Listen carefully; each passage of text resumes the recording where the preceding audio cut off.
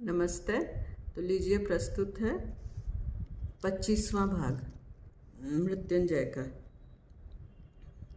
धात्री लौट कर आई और मेरी पीठ पर हाथ फेर कर बोली, राजकुमारी, क्षत्रिय कन्या के अनुरूप यही एक निर्णय है। इधर दीजिए उसको। उसने आगे बढ़कर मेरी गोद से उसको ले लिया। अपनी छोटी सी मुट्ठी में उसने मेरा आंचल कस कर पकड़ लिया। कठोरता से उसने छुड़ाया। मेरा मन हाहाकार कर उठा। उसको लेकर वह बाहर चली गई।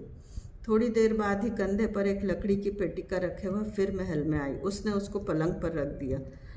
उसके हाथ में बच्चा नहीं था। मैंने पूछा, बच्चे को कहाँ रख दिया है धात्री?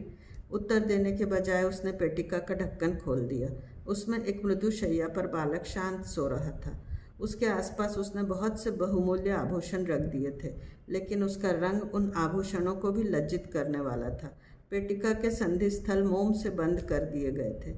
ऊपर से ढक्कन में एक छोटा सा छिद्र था, लेकिन उसने उसको पेटिका में क्यों रखा था? धात्री, उसको पेटिका में क्यों रखा है? क्या करना चाहती हो? राजकुमारी, पौ फटने के पहले ही यह पेटिका अश्वनदी की गोद में चली जानी चाहिए। इसके सिवा किसी का मन आज तक इतना विशाल नहीं है जो इसको अपने पास रख सके। धात्री, मैं राजकुमारी हूँ या चुड़ैल हूँ? पुत्र का प्रेम कैसा होता है, तुमको यह सिखाना भगवान भूल गए क्या? राजकुमारी, इस महल में मेरे 8 पुत्र दिन रात आपकी सेवा कर रहे हैं। मन दुर्बल मत होने दीजिए, जल्दी कीजिए। उसके शब्द तीर की तरह मेरे हृदय में घुस रहे थे। परंतु प्रातःकाल मेरा भविष्य क्या होगा? राजभवन या फिर कूड़े का ढेर? बलि देने के पहले जैसे पशु को बांध कर रखते हैं, वैसे ही मेरा मन उल्टे सीधे विचारों से कसकर बांध दिया गया।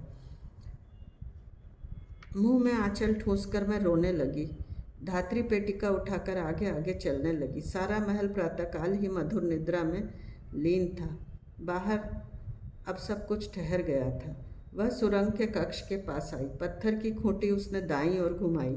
सुरंग का द्वार एकदम खुल गया। वह सीढ़ियों पर उतरने लगी। मुझको उस दिन सुरंग में फड़फड़ाने वाली चमगादड़ की याद आई। मेरा मन क्रंदन करने लगा। जीवन एक सुरंग है, एक भयंकर सुरंग। सुरंग से हम लोग अश्वनदी की ओर निकले। हाल ही में हुई वर्षा के कारण अश्वनदी का पात्र कलकल शोर करता हुआ बह रहा था। उस मैले लाल पानी को देखते ही मेरा हृदय टूक टूक होने लगा। इन गरजती हुई लहरों में मैं अपने सुकुमार शिशु को छोड़ दूं, जो भूख लगने पर रोने के अतिरिक्त संसार की और कोई बात नहीं जानता। और यदि पेटिका डूब गई तो इस जल के गर्भ में क्या क्या होगा? धात्री ने आगे बढ़कर पेटिका पानी के प्रवाह में छोड़ दी। लहरों पर हिचकोले खाती हुई वह दूर जाने लगी। मातृत्व के उद्रेक से मेरे मन का बांध टूट गया। मेरे लाल कहती हुई मैं एकदम पानी में घुसने लगी। नदी किनारे एक शुभ्र गाय बछड़े के साथ पानी पी रही थी। उसको देखते ही मैंने आंख बंद कर ली। वह वात्सल्य मेरे हृदय को खोखला बनाने लगा। आज मातृत्व ने परिस्थिति के सम्मुख सिर झुका दिया था। आज कुंती के जीवन को नित्य खोखला करने वाला एक सत्य तैयार हो गया था। आज से कुंती जीवित होती हुई भी मृतवत थी। महल में आते ही मैंने पलंग पर अपना शरीर पटक दिया। अत्यंत क्षीण आवाज में मैंने धात्री से कहा, नगर के चतुर मछुए को बुलवाओ और वह पेटिका किसको मिली है इसका पता लगवाओ। मुझको अकेली छोड़कर तुम इसी क्षण यहाँ से चलती बनो। मैं एकांत चाहती हूँ।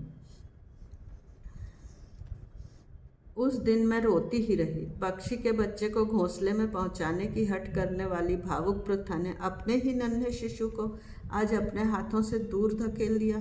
वह बालक कहाँ जाएगा, किसके हाथ पड़ेगा, या बहता बहता सीधा सागर में जा मिलेगा? यदि यही हुआ तो अनेक शंकाओं से मेरा मन व्याकुल हो गया। सिर उठाने तक की इच्छा नहीं होती, किसी को मुख दिखाने का साहस नहीं होता। पिताजी आए। बेटी ऊपर देख। मैं चौंक पड़ी। समय के धुंधले प्रकाश में वे खड़े थे। महल में धात्री का पहरा न होने के कारण वे सीधे भीतर आ गए थे। मैंने आंखें पोंछकर उनकी ओर देखा। भय से मेरा मन सुन्न हो गया। क्या सब कुछ जान गए थे? धात्री एक दिन का भी धैर्य नहीं रख सकी। अब न जाने क्या क्या सुनना पड़ेगा। इतना निर्मम कार्य करने पर भी क्या मेरा भविष्य अंधकारमय ही रहेगा?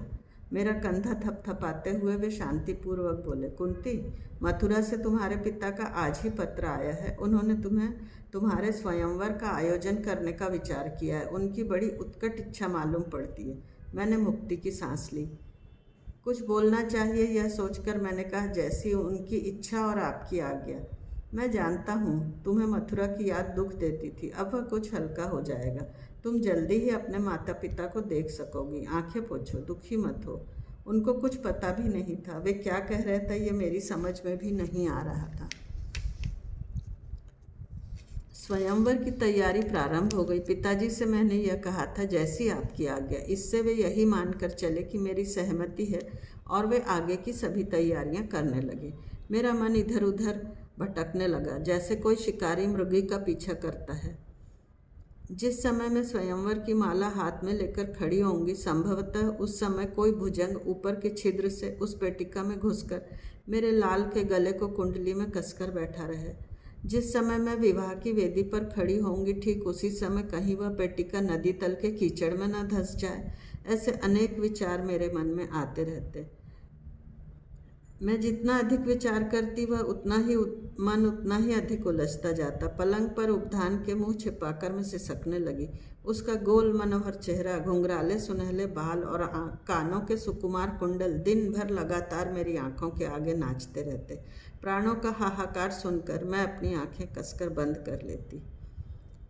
मेरे स्वयंवर का आमंत्रण आसपास के सभी मान्यवर राजाओं को भेज दिया गया। समस्त नगर में यही चर्चा हो रही थी। मुझको अपने भाग्य पर तरस आ रहा था। पृथा से मैं कुंती बनी थी, कुंती से माता बनी और अब फिर कुमारी बनकर मैं स्वयंवर के लिए तत्पर होने वाली थी। संसार की किस स्त्री को विधाता ने मेरी तरह निर्दयतापूर्वक मनचाहा नाच नचाया होगा। यह स्वयंवर मुझको नहीं चाहिए। यदि मैं चीख कर सबसे यह कह देती तो अनवरत प्रश्नों की मार से सब मुझको अधमरा कर देते। स्त्री मानो समाज की पशुशाला में सामाजिक रूढ़ियों की रस्सी से बंधी हुई कोई गाय होती है। अनेक बातें उसकी इच्छा के विपरीत होती हैं, लेकिन वह मुक्त मन से कभी उनका उल्लेख नहीं कर सकती। मानो कोटि कोटि दुखों को आकाश की तरह शांत रहकर सहन करने के लिए ही उसका जन्म होता है। स्वयंवर का दिन निकट आने लगा। सभी नगरजनों के उत्साह समुद्र में जैसे ज्वार आ गया। उनकी राजकुमारी का स्वयंवर था, लेकिन मेरा अकेला मन देह के अंधेरे कक्ष में आंसू बहाता रहता। मैं अपने लाल को एक बार भी तो दूध नहीं पिला सकी थी।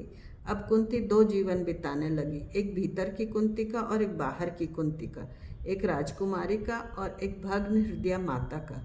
इन दो कुंतियों के बीच मेरे दयनीय प्राणों की दुर्दशा होने लगी। एक दिन तो स्वप्न में मैंने बड़ा भयानक दृश्य देखा। पानी में हिचकोले खाती हुई वह पेटिका नदी में एक पाषाण खड्ड में अटक गई। भीतर बालक भूख से चीख रहा। आगे बढ़कर स्नेह से उसे कोई उठा नहीं रहा। हाथ पैर मारकर किसी की गोद में जाने के लिए वह उत्कंठित हो जाता, लेकिन किसी ने भी उसको गोद में नहीं लिया। अंत में भूख से व्याकुल होकर अपने नन्हे हाथ पैर पटकते पटकते उसे एक भयानक हिचकी आई और वह सदा के लिए शांत हुआ था। लेकिन वह शांत नहीं हुआ था। थोड़ी देर बाद उसका मृत शरीर धीरे धीरे हिलने लगा, विचित्र ढंग से। उसका सुनहला अंग और अधिक सुनहला होता हुआ फूलने लगा। पेटिका का ढक्कन खटाक से उसने पैर से खोल दिया। बढ़ते बढ़ते उसका आकाश पुरुष जैसा विशाल हो गया। उसकी मुखमुद्रा क्रोध से तमतमा रही थी। कान के कुंडल संतप्त हो गए थे। उसकी नीली आंखें क्रोध से लाल हो गईं। अपनी मुट्ठी बांधकर क्रोध से होंठ चबाता हुआ वह कह रहा था, माता के पवित्र नाते को पैरों तले रौंदने वाली राक्षसी, प्रतिष्ठा के रेशमी आवरण में छिपकर बैठने वाली डाइन, ठहर। मैं चीख उठी, धात्री! दौड़ो! धात्री शायद भवन के बाहर खड़ी थी। मेरी भयंकर चीख सुनकर दौड़ती हुई आई। मुख का स्वेद पोंछती हुई बोली, राजकुमारी कितना डर गई हैं आप? कोई स्वप्न देखा था क्या? धात्री, मेरा लाल! मैं कुछ भी नहीं कह सकी। यह दासी मेरी व्यथा कैसे जान पाएगी? राजकुमारी, आपका लाल सुरक्षित है। मैं आपके जागने की ही प्रतीक्षा कर रही थी। मेरी पीठ पर हाथ फेरती हुई वह दबे स्वर में बोली, कहाँ है? किसको मिल गया? मैं झटपट उठी और उसके कंधे पकड़कर आनंद से चिल्लाई। उसने बाहर खड़े एक मछेरे को भीतर बुलवाया। झुककर वह भवन में आया। मैंने उससे एकदम 3-4 प्रश्न किए। राजकुमारी, वह पेटिका अश्वनदी से चर्मनवती नदी में गई। चर्मनवती नदी से कनकपुर के पास वह यमुना में गई। यमुना से प्रयाग के पास वह गंगा में गई। फिर प्रयाग से 50 योजन दूर काशी राज्य के पास वह अंग देश की चंपा नगरी के पास पहुंची। किसको मिली वह? दैवयोग बलवान था। एक सारथी ने उसे जल से बाहर निकाला। 300 योजनों की यात्रा करके पहुंची थी वह पेटिका। सारथी? जी हाँ राजकुमारी, उस सारथी की स्त्री ने उस बालक को गोद में ले लिया। उसको देखते ही उस स्त्री के आंचल में दूध आ गया। वह बालक सारथी की पर्णकुटी में सुरक्षित है। क्षमा करें राजकुमारी, लेकिन वह बालक किसका है? किस पाषाण हृदय माता ने उसको इस प्रकार मृत्यु के मुख से धकेल दिया? वह बालक दुर्वासा ऋषि के महायज्ञ का है। उसकी ओर अपने गले का मोतियों का हार फेंकती हुई मैं बोली, किसी से कुछ भी मत कहना। गुरुदेव, दुर्वासा? भयभीत होकर अस्पष्ट सा उद्गार निकालकर वह जल्दी जल्दी हार लेकर चला गया। मेरा मन शांत हो गया। प्रसन्न होकर मैंने धात्री को आलिंगन में भर लिया। मेरी आंखों से बहने वाली आंसुओं की धार उसकी कंचुकी भिगोने लगी। कहीं भी हो, वह सुरक्षित था। यह अध्याय हम यहीं समाप्त करते हैं। शेष अगले में। धन्यवाद।